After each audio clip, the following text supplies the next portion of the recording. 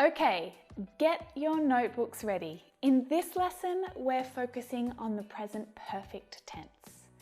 What it looks like, how to use it, and when to use it.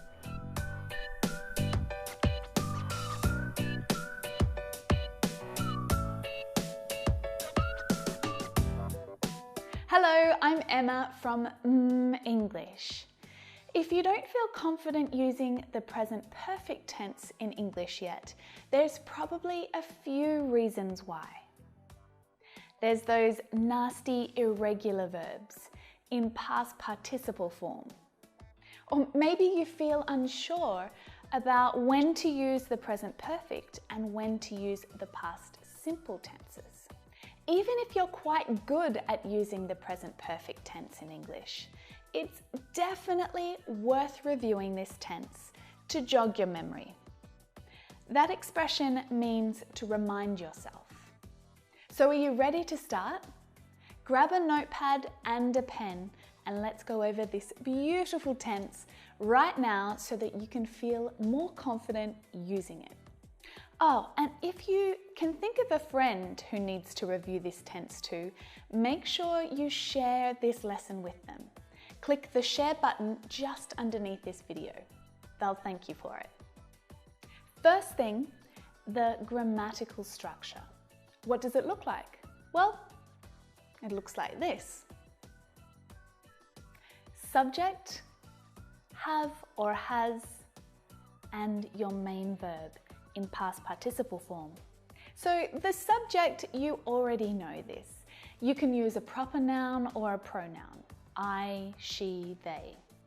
In the perfect tenses, the verb have is an auxiliary verb. It's a helping verb. It's not the main verb in the sentence. And that means that it's usually unstressed and often contracted when spoken. So she has becomes she's. I have becomes I've. But I'll talk more about that soon. But then comes the main verb. In the present perfect tense, the main verb is in past participle form, not in past simple form. Now, this is no problem for regular past tense verbs. For regular verbs, the past participle form is the same as the simple past. So you just need to add ed. Watch in the present tense becomes watched in past simple, and it's also watched in past participle form. Laugh becomes laughed and is also laughed. Dance, danced, danced. Call, called, called. And even some irregular verbs use the same verb for past simple as the past participle form. Have in the present tense becomes had in the simple past, and it's also had as a past participle. Easy, right? Win, won, won. But these really irregular verbs are the ones that cause all of the headaches, because there are 3 different forms that you need to remember. Go in the present tense becomes went in the past simple, and in the past participle form, it's been or gone. Some more examples. Fly, flew, flown. Throw, threw, thrown. Do, did, done. Become, became, become. Speak, spoke, spoken. I'm sure you can think of many more examples, but with these verbs, there's no pattern, there's no rule to follow. You just need to memorize the past participle form. But keep an eye out for my next video next week, which will help you to practice and memorize these past participle forms of irregular verbs. In fact, if you subscribe to this channel, click the red button here, then you'll find out as soon as it's ready. But to use the present perfect tense well, you may need to polish up on some useful irregular English verbs and remind yourself about their past participle form. But let's get back to the structure. You have the subject, you have or has, and our past participle verb. I have asked my parents to loan me some money. You have been really helpful today. They have flown to the capital to meet with the officials. He has saved enough money to buy a car.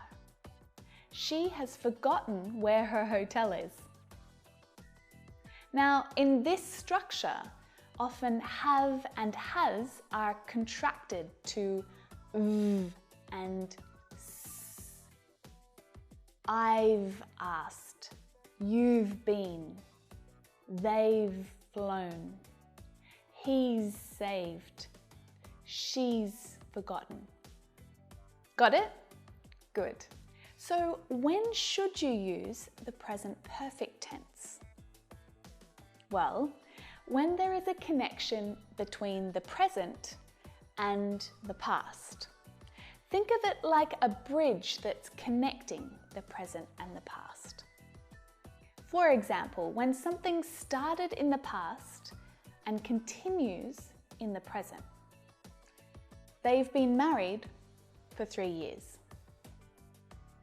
You can use it to talk about an activity that you've done several times in the past and that you continue to do now.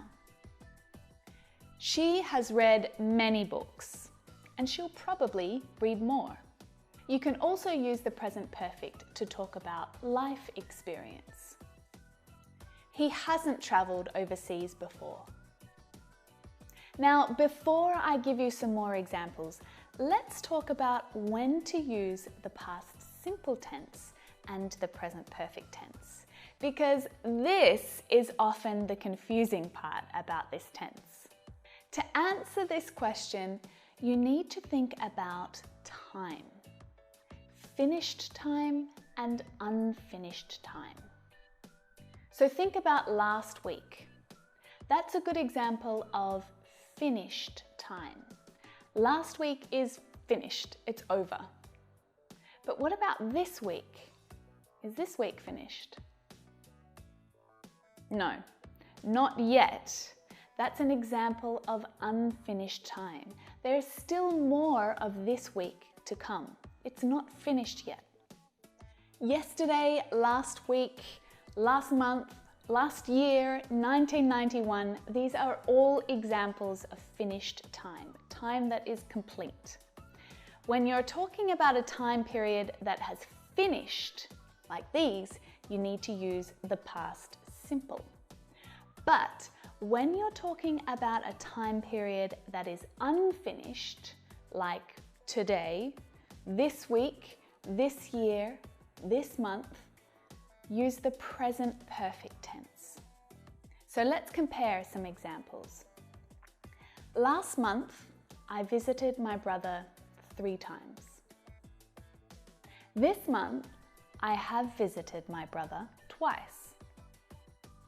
But the month isn't finished yet and I may visit him again. Try an example with me. He borrowed my car yesterday. So this sentence is in the past simple. It's finished time. Now try to change it to the present perfect yourself. What do you need to do? 2 things. You need to add the auxiliary verb. He has, not have. It changes because our subject is he. He has borrowed my car today or this week.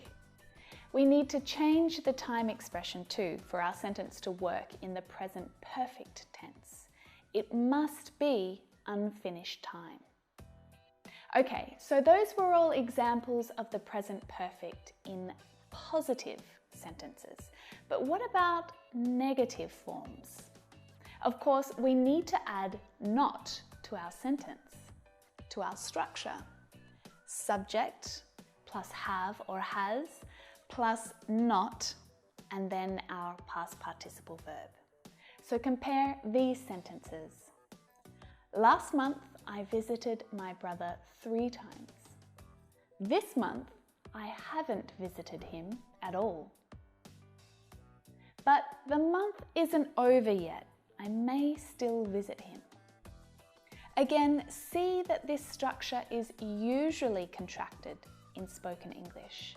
Haven't. This is the most common way to contract the negative form, but you may also hear people say, I've not visited him. Both ways are acceptable, but you can't contract all 3 words together. I'ven't. You can't do that. It's one contraction or the other. Another example. He ate so much yesterday. Notice the time word that we're using. So in present perfect, negative, we can say he hasn't eaten a lot today. But there's still more day, so he could eat more food. One more example. They were at school yesterday. In the present perfect, they haven't been at school all morning. But the day's not finished yet and they may arrive in the afternoon. Of course, you need to ask present perfect questions too, right? As with all English question forms, our auxiliary verb needs to change position. So we have and has, our subject, and our past participle verb. Has he cleaned the bathroom? Have you eaten enough? Has it rained today? Have they finished yet? Now compare these 2 questions. Did you go to Thailand last year? This is a past simple question, so the auxiliary verb do takes the tense. It becomes did. But now compare it to have you been to Thailand? This means at any time in the past. It's your life experience. But of course, you're still alive, so you may go in the future. The difference is the time reference. There is a lot to think about when using the present perfect tense, right? But I hope that this lesson made everything a little easier, especially the basics. If you're clear on the basics, it's a good thing. Make sure that you're subscribed to the English channel because the next few lessons that I make will help you to practice using the present perfect tense. You don't want to miss them. Just click that red subscribe button just there. You can watch more English lessons right here, or you can improve your pronunciation and your English speaking skills by practicing with the imitation technique right here. Thanks so much for watching, and I'll see you in the next lesson. Bye for now.